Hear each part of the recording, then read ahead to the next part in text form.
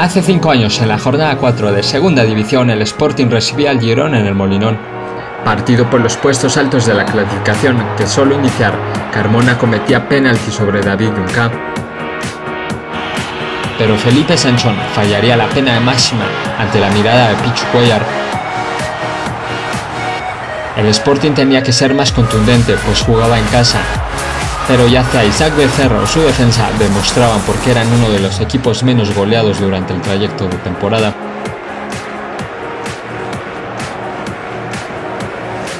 El equipo catalán fue en contragolpe muy peligroso en más de una ocasión.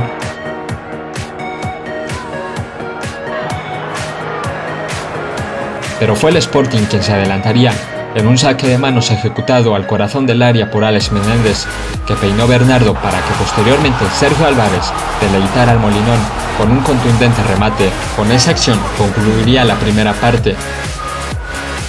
Y en la segunda parte el Girona quemaría naves en ataque. Lo intentaría con disparos desde fuera del área, dentro del área, pero la portería de Pichu Cuéllar siempre estaba bien resguardada.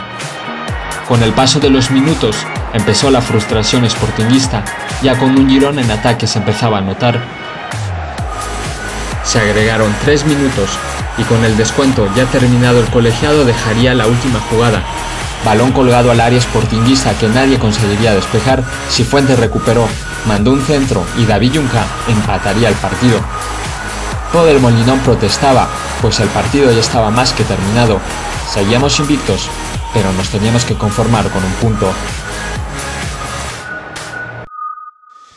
Bueno, yo creo que es bueno, sobre todo las sensaciones del equipo son buenas, los chavales están muy comprometidos, bueno, son 8 puntos, el equipo hasta ahora no ha perdido ningún partido y es buena línea, pero bueno, vuelvo a repetir, sabemos que van a venir épocas malas, este equipo, bueno, sabemos que estamos justos en puestos y bueno, lo vamos a pasar mal, y habrá que permanecer unidos, pero bueno, sobre todo la comunión con la gente es buenísima. Sobre todo así al final, ¿no? Yo creo que hoy ha sido un varapalo, sobre todo para los chavales, bueno, importante, ¿no? Por cómo se perdió, por cómo se empató, perdón.